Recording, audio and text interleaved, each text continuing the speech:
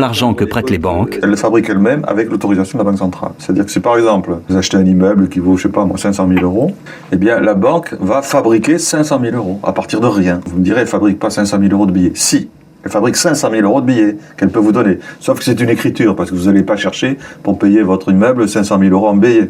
Vous le paierez par chèque. Donc ce sera, mais c'est la même chose. Si vous vouliez le payer en billets, elle vous donnerait 500 000 euros en billets qu'elle irait demander à la Banque centrale. Parce qu'elle dit, voilà, j'ai une créance sur monsieur qui vaut 500 000 euros, qu'est-ce que vous me donnez en échange? Et la Banque centrale dit, je vous donne 500 000 euros en billets. Sauf que comme ces billets, ils sont jamais demandés, ça circule sous forme d'écriture. Mais c'est bien de la créer. Il faut bien comprendre ça.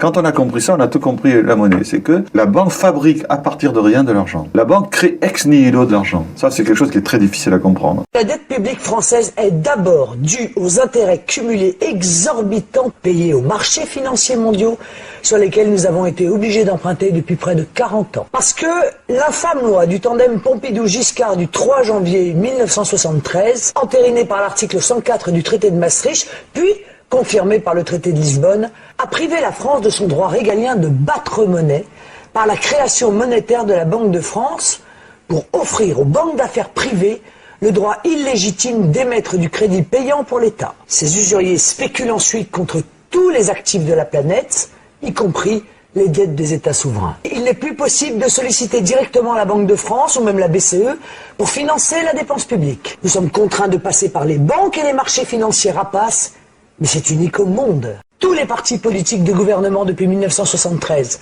de droite comme de gauche, ont concouru à la création et à la pérennité de ce régime de financement inique. Il a eu de multiples conséquences catastrophiques, notamment de nous jeter dans une logique de surendettement public jusqu'à la déshérence de l'État et la fin programmée de nos politiques. Quand l'argent d'un gouvernement dépend des banques, ce sont elles et non les chefs du gouvernement qui contrôlent la situation.